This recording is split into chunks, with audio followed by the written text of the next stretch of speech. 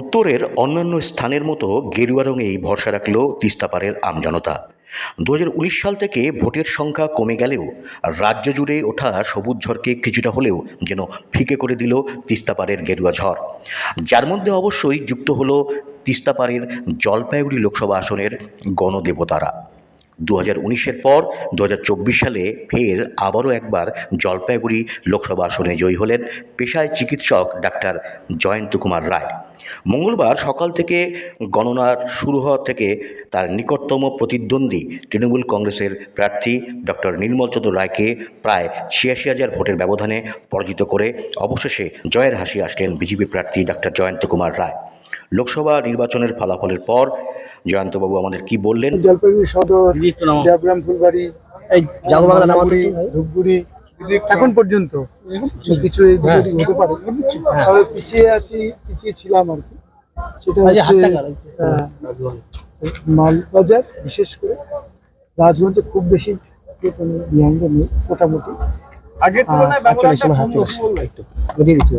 আচ্ছা, আপনি ওই দিক থেকে নিচ্ছেন। দেখুন, আমরা এই ক্ষেত্রেও, আর আমার তো সময়টা কম পেয়েছি, আমি সব জায়গায় পৌঁছতে পারিনি। হ্যাঁ, আমি সেখানে প্রায় আমার মনে হয় ৩ সপ্তাহ কম সময় পেয়েছি, কভার করতে পারিনি। এটা আমার ড্রপ ছিল। মনে হয় তবুও তার মধ্যেও যতটুকু পরিশ্রম করে আমার কাছে পৌঁছতে পারছি, বলতে পেরেছি নিজের কথা, তার জন্য সেটাও অনেকটাই মেকআপ হয়ে গেছে। ধরাশায়ী অবস্থা উত্তরবঙ্গে, এই ফল কি বলবেন দাদা? আপনি সন্তুষ্ট কিনা? দেখুন, জিতলে তো সবাই সন্তুষ্ট হয়, মার্জিনটা বাড়লে আরো বেশি খুশি হতাম। মার্জিনটা কেউ বলছিলে আমি 2 লাখের বেশি পাবো, সুতরাং আশাটা বাড়িয়ে দিয়েছে। আশা অনুরূপ কি ফল হলো না? তাহলে সেদিক থেকে বলা যায় যে সেদিক থেকে আমার একটু মার্জিন কমলো বলে আমি খারাপ আছি, কিন্তু অ্যাটলিস্ট আমি তো জিতেছি এবং বেশ ভালো মার্জিনে জিতে যাচ্ছি। দক্ষিণবঙ্গে আপনাদের রেজাল্ট অত্যন্ত খারাপ হয়েছে, কি বলবেন? দেখুন, দক্ষিণবঙ্গের ব্যাপারটা তো আমি নিয়ে দেখি না, তবে আমার আশা ছিল যে ভালো সিট আপনার পাইনি। কি কি কাজ বাকি রয়েছে যেগুলো আপনি করবেন এবার? হেলথের জন্য আমার অনেক প্ল্যান আছে, সব প্ল্যান কিন্তু আমি এখন বলবো। আমার প্ল্যান, আমাকে লেট মি ডু সামথিং, আমাকে কিছু করতে দিন আগে। আর রেল যোগাযোগ, রাস্তাঘাট, এছাড়াও আমার একটা ইচ্ছা যে কর্মসংস্থান রিলেটেড যে কাজগুলো। নিশ্চিত প্রামাণিকের এই হতাশার ফলাফল নিয়ে কি বলবেন? না, আমি ওনার সম্বন্ধে কিছু বলতে পারবো না। ওখানে টাফ সিট অনেক ইয়ে করেছে, দায়িত্ব দিয়েছে, খুব ভালো। শুধুমাত্র 2টি বিধানসভাতে পিছিয়ে বাকি 5টা বিধানসভাতেই আমরা লিড করেছি। দাদা, বর্তমানে জলপাইগুড়ি জেলায় শান্তি শৃঙ্খলা বজায় রাখা কি কোনো আবেদন করবেন? বর্তমানে যা সিচুয়েশন, বিশেষ করে আমি আগেই আমাদের কার্যকর্তাদের বলেছি, দেখো ভাই, আমরা জিতলাম মানে বিরাট কিছু হলাম, এটা ভাবা যাবে না। আর আমরা রাজ্যে হোক, আমার এখানে হোক, ফল যাই করি না কেন, আমাদের সবাইকে শান্ত থাকতে হবে। ইতিমধ্যে কিছু কিছু জায়গায় আমার গতকালকেও খবর এসেছিল, তাদেরকে মারধর করা বা ভয় দেখানোর হুমকি দিচ্ছিল। তোমরা শান্তি থাকো, তাহলে আমরা কি করবো, এটা আমাকে বলছি। আমি বললাম, দেখো ভাই, সাধারণ মানুষ আমাদের কাছে, বিজেপির কাছে অন্য জিনিস ভাবে যে এরা মানুষের গণতান্ত্রিক অধিকারকে মর্যাদা দেয়, তারা মানুষের ভালো চায়, শান্তি শৃঙ্খলা চায়। আলটিমেটলি আমরা সবাই মিলে একসাথেই ফাইটটা করেছি। আচ্ছা, বামেদের ভোট যেগুলো আপনাদের কাছে এসেছিল, সেগুলো কি আপনাদের কাছে রয়েছে নাকি তৃণমূলে ফিরল? কি মনে হচ্ছে রেজাল্ট? না, বামে 2 রকম হয়েছে, আর কিছু ভোট আমাদের কাছে এসেছে, কিছু ভোট আমাদের ভোট থেকে একেবারে তলানি, সেক্ষেত্রে ওদের রেজাল্ট বামের এক্সিস্টেন্স নিয়ে খুব প্রশ্ন এসে গেল। আগেও ধূপগুড়ি ইলেকশনও দেখেছেন কীভাবে ওরা নাস্তানাবুদ হয়েছে, ওদেরকে চাইছে না, এবং যার জন্য ওদের এটা এতটাই খারাপ। এই প্রসঙ্গে জলপাইগুড়ি সিপিএম প্রার্থী বক্তব্য রাখতে গিয়ে বলেন, বিজেপি দেশের জন্য বিপদ। আমরা লাগাতার এই প্রচার চালিয়েছিলাম, তাই রাজ্যের পাশাপাশি দেশ জুড়ে মানুষ বিজেপির বিপক্ষে রায় দিয়েছে। তাই বিজেপি নিরঙ্কুশ সংখ্যাগরিষ্ঠতা অর্জন করতে পারেনি, কিন্তু সিপিএমের ফল কেন এত খারাপ হলো তা পর্যালোচনার পর জানা যাবে। লোকসভা নির্বাচনের ফলাফলের পর জলপাইগুড়ি লোকসভা আসনের সিপিএম প্রার্থী দেবরাজ বর্মন কি বললেন শুনুন। ব্যাপারটা কি বলুন তো, মানে টোটাল ব্যাপারটাই বুথ ওয়াইজ প্রত্যেকটা পিএস এর যে আগের বারের সঙ্গে তুলনা করে ওই পর্যালোচনাটা না করলে আপনার এই প্রশ্নের উত্তর আমি দিতে পারবো না। প্রাথমিকভাবে কি মনে হচ্ছে এই ফলাফলে? এই ফলাফল দেখুন, দেশের নির্বাচন তো দেশের নির্বাচনে মানুষ রায় দিয়েছে। আমরা যেটা বলছিলাম নির্বাচনের বহু আগের থেকেই মানুষের কাছে যেই কথাটা নিয়ে যেতে চাইছিলাম যে বিজেপি যদি সংখ্যাগরিষ্ঠতা পায় নিরঙ্কুশ আগের মতো, তাহলে কিন্তু দেশের সংবিধান বিপন্ন, গণতন্ত্র বিপন্ন, এবং আমরা গত 5 বছরও তাই দেখেছি। তো তার বিরুদ্ধে মানুষ রায় দিয়েছে। সে নির্বাচনের সর্বভারতীয় যে ট্রেন্ড, সেখানে আপনারা বুঝতে পারছেন যে এনডিএ জোট খুব কষ্ট করে মানে কতদূর যাবে সেটা শেষ গেলে বোঝা যাবে, কিন্তু সেই নিরঙ্কুশ সংখ্যাগরিষ্ঠতার জায়গায় কিন্তু বিজেপি আর থাকছে না। সেটা মানুষ রায় দিয়েছেন তাদের, এটাই। সেটা একটা অ্যালার্মিং সিচুয়েশন অবশ্যই। কিন্তু আমরা 19-এর দিকে বা 21-এর বিধানসভা ভোটে যা দেখেছি, বাংলাদেশের একটা বড় ভোট বিজেপির দিকে গেছিল। এবারও সব ক্ষেত্রে কিন্তু যায়নি, রাজ্যে কিন্তু তৃণমূলই ভালো ফলাফল করেছে। সেক্ষেত্রে উত্তরবঙ্গে বলা যেতে পারে বিজেপি যেখানে যেখানে জিতেছে, আপনার নিজের সিটটাও আছে, সেখানেও তো অনেক ভোট চলে গেছে, ধরে রাখা যায় বাংলায় ধরে রাখা যায়।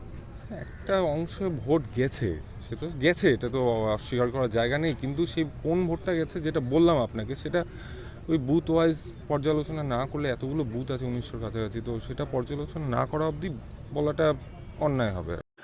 লোকসভা ভোটে পরাজয়ের পর তৃণমূল কংগ্রেসের প্রার্থী ডক্টর নির্মল চন্দ্র রায় বললেন, সাধারণ মানুষ যে রায় দিয়েছে তা আমরা মাথা পেতে নিয়েছি। তিনি আরও জানান, কোথায় খামতি ছিল দলগতভাবে বসে তা দেখতে হবে। সেটা মেনে নিতে হবে।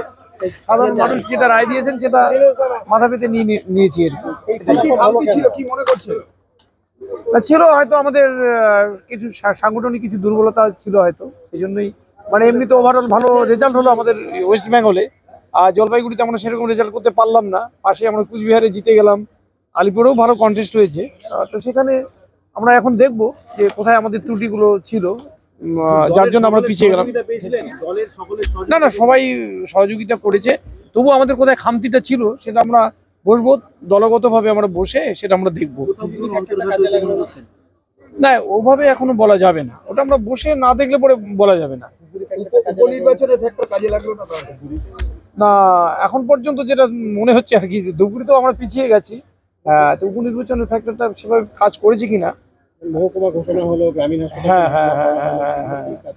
সেগুলো দেখা যাক, সেটা কারণটা কি। মানুষ আবার দিল্লির ভোটটা অন্যভাবে হয়তো দিয়েছে।